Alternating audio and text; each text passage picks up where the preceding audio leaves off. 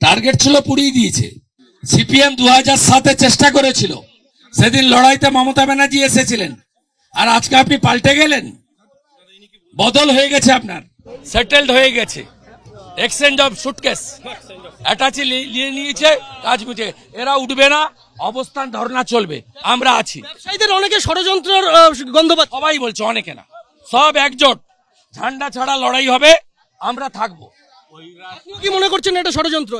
Opposition মানে সরকার, সরকারি দলের দ্বারা যে টর্চার হবে তার পাশে দাঁড়াবে।